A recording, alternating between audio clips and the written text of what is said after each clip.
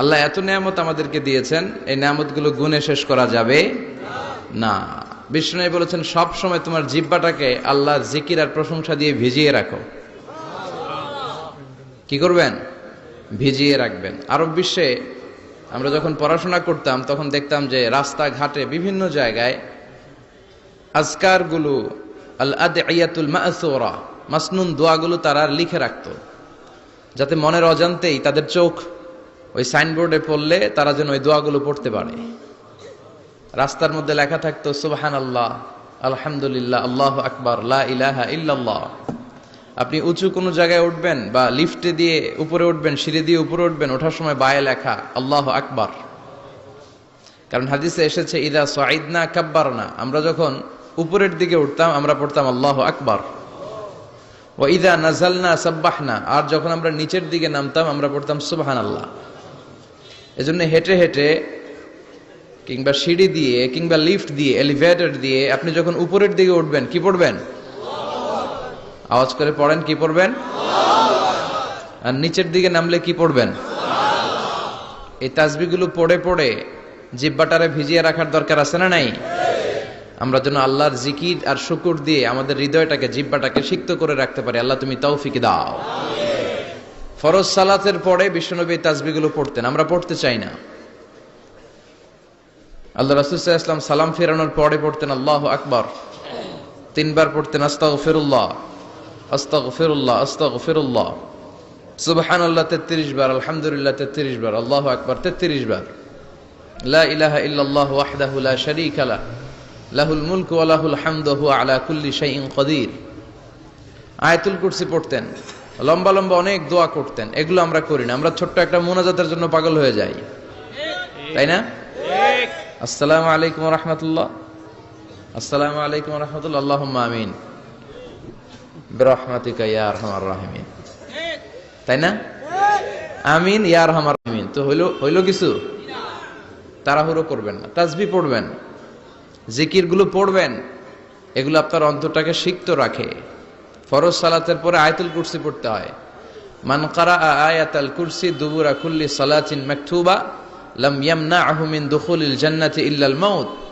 প্রত্যেক ফরজ সালাতের পরে যে আয়াতুল কুরসি পড়ে তার জান্নাতে ঢোকার ব্যাপারে কোনো বাধা থাকে না একটি জিনিস ছাড়া, সেটা হলো তার মৃত্যু। লোকটা মরে না তাই জান্নাতে যায় না, মরলেই জান্নাতি।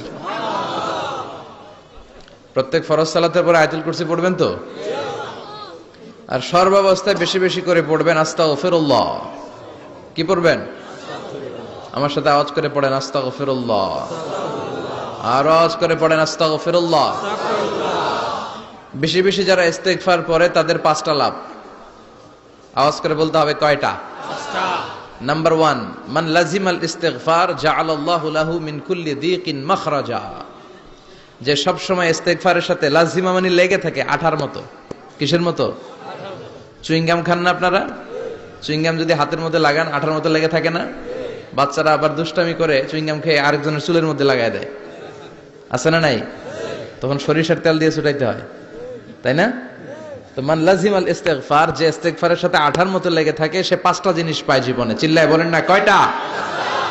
1 নাম্বার, জাআলাল্লাহু লাহু মিন কুল্লি দীকিন মাখরাজা। সব বিপদ থেকে তার উদ্ধার করে কে? আল্লাহ। আমাদের জীবনে বিপদ আপদ আছে না নাই? আছে। কম না বেশি? বেশি। কত বিপদ, কত ধরনের বিপদ। যে কোনো সময় দুর্ঘটনা হতে পারে, রোড অ্যাক্সিডেন্ট, আছে না নাই? আছে। যে কোনো সময় গুম হয়ে যেতে পারেন, আপনারা খুঁজে পাবেন আপনার স্বজনরা। যে কোনো সময় ক্রস ফায়ারের মধ্যে পড়তে পারেন, ঠিক কি না? ঠিক। যে কোনো সময় বজ্রপাতে আপনি নিহত হতে পারেন, ভূমিকম্পের মাঝখানে পড়তে পারেন, 2 জন কোবাকবি লাগছে, আপনি মাঝখানে, হইতে পারে না? জাআলাল্লাহু লাহু মিন কুল্লি দীকিন মাখরাজা। এরকম সব ধরনের বিপদ থেকে তারে রক্ষা করবে কে? আল্লাহ। যদি ইস্তিগফারের সাথে আঠার মতো লেগে থাকা যায়। এই হলো নাম্বার 1। নাম্বার 2, ওয়া মিন কুল্লি হাম্মিন ফারাজা। যে সব সময় আঠার মতো ইস্তিগফারের সাথে লেগে থাকবে, আল্লাহ তাকে দুশ্চিন্তা থেকে মুক্তি দিবেন, তার কোনো টেনশন থাকবে না। সুবহানাল্লাহ পড়েন। আমাদের জীবনে টেনশন আছে না নাই? জীবন নিয়ে টেনশন, মরণ নিয়ে টেনশন, ক্যারিয়ার নিয়ে টেনশন, বাড়ি ভাড়ার টেনশন, বিদ্যুৎ বিলের দাম বেড়ে যাচ্ছে টেনশন, ঘরের মধ্যে শান্তি নাই টেনশন, দ্রব্যের দাম বাড়তেছে, বেতন কমতেছে, টেনশন, ঠিক কিনা? এই টেনশন থেকে আপনাকে মুক্ত রাখবে কে? আল্লাহ।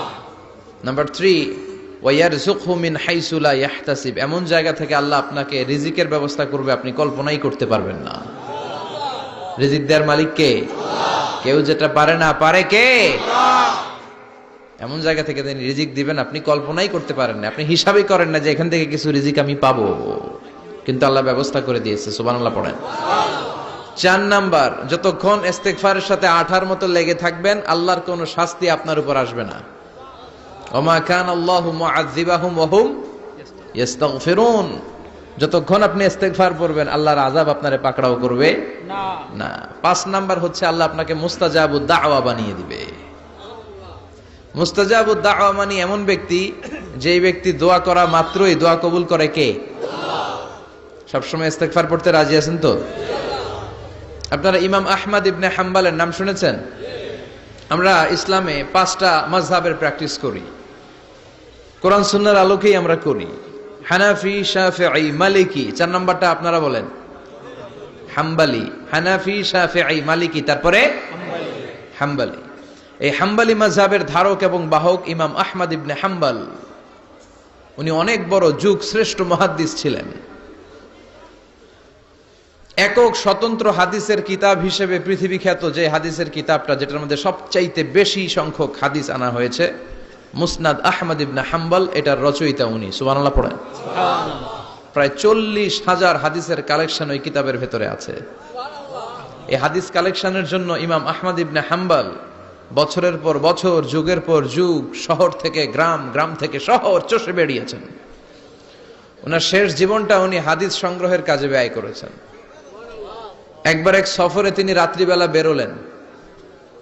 ইস্তেগফার পড়লে যে কি করে মানুষ মুস্তাজাবুদ দাওয়া হয় শুনেন। রাত্রিবেলা সফরে তিনি বেরোলেন, হাদিস সংগ্রহের সফর। পথিমধ্যে এক মসজিদে মাগরিবের নামাজ পড়লেন, এশার নামাজ পড়লেন। প্রচন্ড শীত, তিনি ভাবলেন আজকের রাতটা মসজিদেই কাটায় দেই, ফজরের সালাত পড়ে তারপরে বেরোবো। ব্যাগ থেকে কাঁথা বের করে তিনি শুয়ে পড়লেন। কিন্তু মসজিদের দারোয়ান এসে বলে, মসজিদে তো থাকা যাবে না, আপনি বের হন। ইমাম আহমদ ইবনে হাম্বল বললেন, আমি বৃদ্ধ মানুষ, প্রচন্ড শীত, কই যাব? আমি ফজরেরও মুসল্লি, ফজর নামাজও এই মসজিদে পড়বো, আমার এই বাজান তুমি থাকতে দাও। দারোয়ান বলেন, নো, থাকা যাবে না, মসজিদে থাকা যাবে না, বের হন, না হলে গাঠটি সহ বের করে দেব। চিনে নাই এটা যে ইমাম আহমদ ইবনে হাম্বল, সে বুঝতে পারে নাই। তো দারোয়ানের সাথে সুবিধা করতে না পেরে ইমাম আহমদ ইবনে হাম্বল ব্যাগ নিয়ে বেরোয় গেলেন। প্রচন্ড শীত, কাঁপছেন। হঠাৎ দেখে সামনে এক বাজার, ওই বাজারে এক খাব্বাজ বসে আছে। খাব্বাজ মানে রুটি বিক্রেতা। খাব্বাজ মানে যুবক, একজন রুটি বিক্রেতা, রুটি বিক্রি করে। যে যুবককে সালাম দিলেন, আসসালামু আলাইকুম। যুবক পড়লো, আলাইকুম আসসালাম। ইমাম আহমদ ইবনে হাম্বল বলল, যুবক, আমি মুসাফির মানুষ, থাকার জায়গা নাই, প্রচন্ড শীত। এই যে তুমি চুলার মধ্যে উনুনে রুটি বানাচ্ছ, আমি যদি তোমার চুলার পাশে বসে রাতটা কাটাই, তোমার কোনো সমস্যা হবে? যুবক বলেন, নো, কোনো সমস্যা নাই। আহলান ওয়া সাহলান ওয়া মারহাবান বিক, খোশ আমদেদ, সুস্বাগতম, আসেন। আপনি আমার চুলার পাশে বসে আগুন পোহালে আমার সমস্যা কি? আসেন, আসেন, বসেন, আপনি মুরব্বী মানুষ। ইমাম আহমদ ইবনে হাম্বল আল্লাহ শুকরিয়া করে চুলার পাশে বসে শীতের রাতে চুলা থেকে তাপ নিচ্ছেন, আগুন পোহাচ্ছেন। আর তিনি দেখতে লাগলেন যুবক আটা দিয়ে রুটি বানায় আর পড়ে আস্তাগফিরুল্লাহ, রুটির খামির বানায় আর পড়ে আস্তাগফিরুল্লাহ, গোল গোল করে খামির দিয়ে দলা বানিয়ে সাজিয়ে রাখে আর পড়ে আস্তাগফিরুল্লাহ, রুটি বেলুন দিয়ে বলে এটারে চুলার ভেতরে ঢুকায় আর কি পড়ে আস্তাগফিরুল্লাহ। ক্রেতা আসলে ক্রেতাকে রুটি দেয় আর পড়ে, ক্রেতার হাত থেকে টাকা নিয়ে ক্যাশ বক্সে রাখে আর কি পড়ে। ইমাম আহমদ ইবনে হাম্বল তো অবাক, ঘটনা কি? আসার পর থেকে এই যুবকটারে দেখতেছি খালি পড়ে আস্তাগফিরুল্লাহ, আস্তাগফিরুল্লাহ। তিনি কৌতূহল বশত বললেন, যুবক, মা লাকা ইয়া শাব দাইমান তাকরাউনা আস্তাগফিরুল্লাহ, হে যুবক, তোমার ঘটনাটা কি? আসার পর থেকেই তুমি শুধু দেখতেছি পড়তেছো আস্তাগফিরুল্লাহ, আস্তাগফিরুল্লাহ, কারণটা কি? যুবক বলে, আমি সবসময় ইস্তেগফারের সাথে আঠার মতো লেগে থাকি, আর লেগে থাকার কারণে এর বরকতে আল্লাহ আমাকে মুস্তাজাবুদ দাওয়া বানিয়ে দিয়েছে। মানে আল্লাহ আমাকে এমন বানিয়েছে যে আমি দোয়া করা মাত্রই আমার দোয়া কবুল করে কে? আল্লাহ। ইমাম আহমদ ইবনে হাম্বল বললেন, আনতা মুস্তাজাবুদ দাওয়া, তুমি মুস্তাজাবুদ দাওয়া, মানে তুমি দোয়া করলেই সেটা কবুল হয়ে যায়? যুবক বলে, নাআম আনা মুস্তাজাবুদ দাওয়া, আমি আমার জীবনে যত দোয়া করেছি সব কবুল করে নিয়েছে কে? আল্লাহ। আমি মুস্তাজাবুদ দাওয়া, আমি দোয়া করতে দেরি কবুল হতে সেটা দেরি হয় না। তবে আমার পুরো জীবনের সব দোয়া কবুল হলেও একটা দোয়া এখনো কবুল হয় নাই। এটা শুনে ইমাম আহমদ ইবনে হাম্বলের কৌতূহল, কিউরিসিটি আরো বেড়ে গেল। তিনি বললেন, তোমার জীবনে সব দোয়া কবুল হয়েছে, একটা দোয়া কবুল হয় নাই, কি সেই দোয়া আমারে বলো? যুবক বলে, আমার জীবনে যে দোয়াটা কবুল হয় নাই সেটা হচ্ছে, আমি আল্লাহর কাছে দোয়া করে বলেছিলাম, আল্লাহ শুনেছি এই জামানার সবচেয়ে বড় মুহাদ্দিসের নাম হচ্ছে ইমাম আহমদ ইবনে হাম্বল, আমি যেন ওই ইমাম আহমদ ইবনে হাম্বলের কপালে একটা চুমু দিয়ে মরতে পারি, তুমি তৌফিক দিও। ইমাম আহমদ ইবনে হাম্বল নিজেকে আর ধরে রাখতে পারলেন না, চোখের পানি ছেড়ে দিলেন, যুবককে জড়িয়ে ধরলেন আর বললেন, ইয়া শাব, আহমদ ইবনে হাম্বলের কপালে চুমু দেওয়ার জন্য আহমদ ইবনে হাম্বলের দরবারে তোমার যাওয়ার দরকার নাই, আহমদ ইবনে হাম্বল নিজেই তোমার দরবারে ছুটে এসেছে। আনাল আহমদ ইবনে হাম্বল, আমি নিজেই আহমদ ইবনে হাম্বল। চিল্লায় পড়েন আল্লাহু আকবার। যুবকটি চিৎকার মেরে সাইয়েদনা আহমদ ইবনে হাম্বলকে জড়িয়ে ধরল। আহমদ ইবনে হাম্বলের হাতে হাত রেখে মুসাফা করলো, আহমদ ইবনে হাম্বলের কপালে একটা চুমু এঁকে দিল আর বলল, ইয়া আহমদ ইবনে হাম্বল, এই ইস্তেগফারের কারণে আমার জীবনের সব দোয়াই কবুল হয়ে গিয়েছে। আপনি সব সময় যদি ইস্তেগফারের সাথে লেগে থাকেন, আপনারে মুস্তাজাবুদ দাওয়া বানাবে কে? আল্লাহ। এজন্য অবসরে যখন কোনো কাজ থাকে না, বেশি বেশি ইস্তেগফার পড়া যাবে না? ইস্তেগফারের সাথে আঠার মতো লেগে থাকা যাবে না?